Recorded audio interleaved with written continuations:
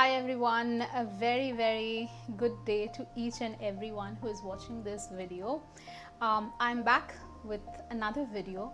I'm uploading today on a Thursday. I usually upload on Wednesdays and Saturdays. I missed a few timelines, but please forgive me for that. In today's video, we will be talking about how we can pursue our passions or our hobbies in everyday life, no matter what age or what stage in our life we are. So let's get started. Again, I'm trying to make this video in form of pointers because I saw that works better, because you can just quickly take the tip and move ahead. So I have seven pointers today. How you can incorporate your hobbies, passions in everyday life, right? The first and foremost is you have to try and incorporate them into your daily life. So some might ask that how is that possible? My passion is maybe painting, or my passion is pottery.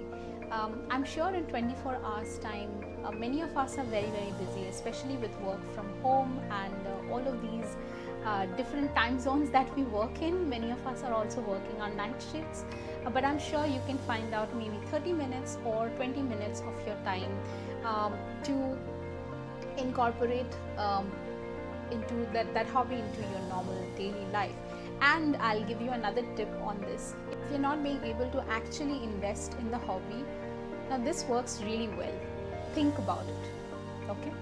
So if you're not being able to paint, think about what you would paint. If you're not being able to say read a book, you don't have time, think about what's the next book you can read, or take 20 minutes of your time and just research about a book that you want to read or a theme that you like for your next painting.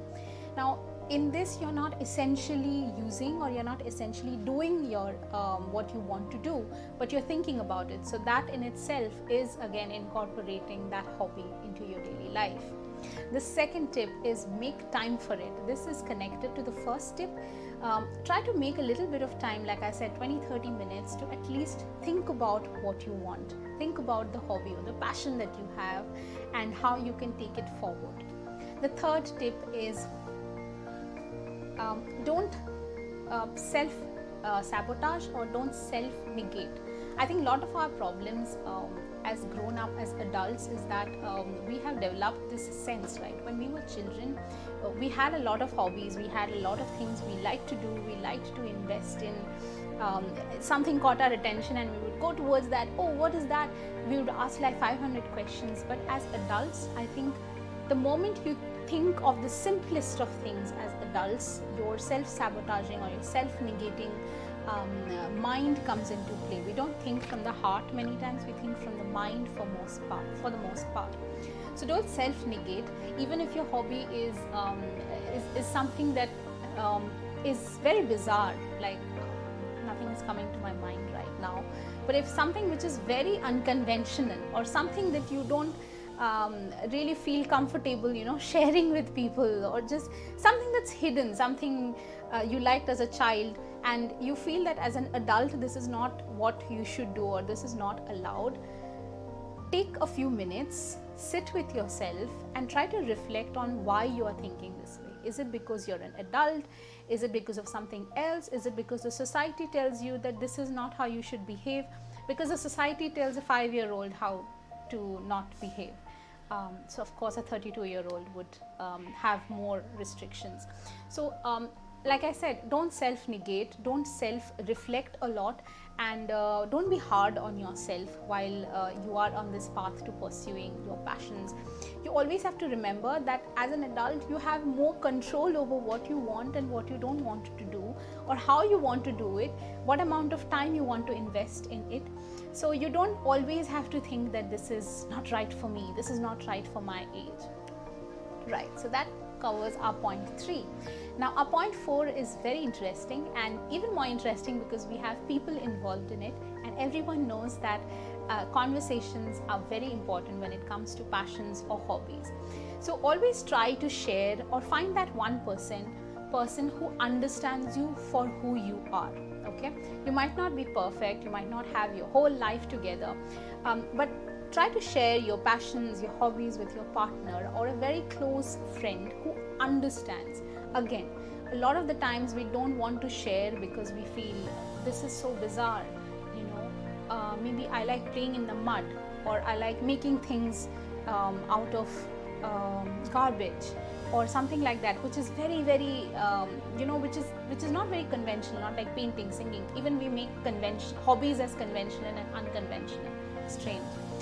But try to discuss it with your partner, try to open up a little bit to someone who understands and who also listens to you and who tries to understand why this hobby is so important to you, who asks you questions, because our passions, our hobbies are very close to us. Someone who asks us questions, someone who tries to genuinely understand why we chose this particular hobby or why this is our passion. It not only makes the conversation a very interesting one, it also makes sure that you open up to yourself. So the moment you talk to someone else about your hobby or your passion, you'll see you instantly feel better because you yourself are opening up. You yourself are asking the questions that you wished someone would when you were a child. So always do find a person or someone special with whom you can share your hobbies, because that really, really helps out. Now, we are at which point? We are at point number 5. Okay. Now this is also very interesting, again involves people. Try to stay connected with people who are younger than you. Okay. Again, many of you would say, but where do we find people younger than us? It's so difficult. They're always in studies, they're always doing something else. You will definitely have a niece or a nephew or a neighborhood child or someone you know or someone you're teaching or anyone. Try to connect to someone who is a few years younger to you. By a few years, I mean at least 5 to 6 years or even more. Actually, the more, the better. So connect to someone who is younger than you.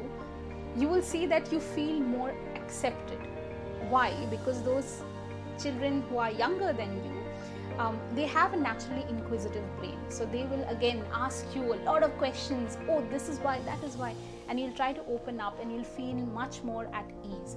And when you're being connected to someone younger than you, also try to ask them what are their hobbies and passions, and try to relate to them or try to have a conversation with them why they chose this. So it's a two-way process. We are at the step number 6. The step number 6 is that try to be very kind to yourself. I think a lot of the times when we were younger, we were very unkind to ourselves when in terms of hobbies or passions. Maybe you wanted to become a film star, or maybe you wanted to become a footballer, or maybe you wanted to become a cricketer, but either you self-negated or told yourself that this is not something that is acceptable, hence I will not take it forward, or maybe your parents or someone elder to you, maybe someone elder to you in the family, or someone else might have told you that this is not something that you can pursue, and you dropped it. So with many of our passions, with many of our hobbies, there's a lot of pain involved. There's a lot of self rejection, like I said, involved. So try to be kind to yourself when you're on this journey of pursuing your passions, because as an adult, always remember, you have a better control over things, as no one is going to come and tell you that you cannot play football, it's going to ruin your studies, or you cannot pose in front of the camera because so and so things, or you cannot collect dolls, or you cannot do something else. So if you are at that position in your life where you have much more control over your thoughts, over what you want to do with your life, make sure that you always are kind to yourself, right? And we have this tendency of going back to when that hobby or that passion was our life, and then coming back to where we are today. So make sure when you're going back to your childhood, you are kind to your child self as well, and always tell that I did the best I could as a child, and today I will not follow the same loop. I'll be kind to myself. And finally, number 7, this is very important. Don't take people's opinion personally. Like I said, even a 5-year old is told how they should be behaving, and a 30-year-old is told how they should be behaving. So everyone tells a lot of things.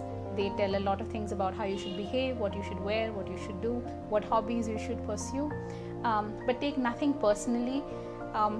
Be on your own path, pursue your own hobbies, and just be very comfortable being who you are.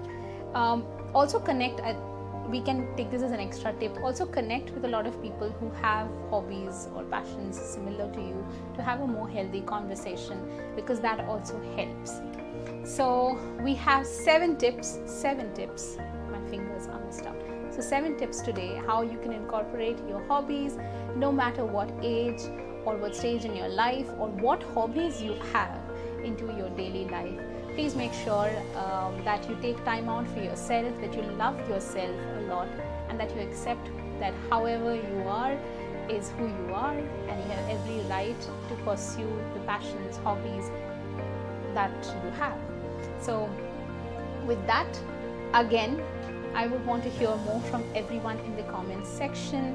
What are the hobbies that you had as children, and what would you like to pursue as a hobby today? What are your hobbies in general? And with that, it comes to the end of the video. I hope you have a beautiful week ahead of you, and I hope you have a wonderful weekend as well. And please take care, and if you can, then like, share and subscribe to my channel, and that would mean the world to me and will really encourage me to make videos like these for all of you. I hope you have a great day. Bye. Take care.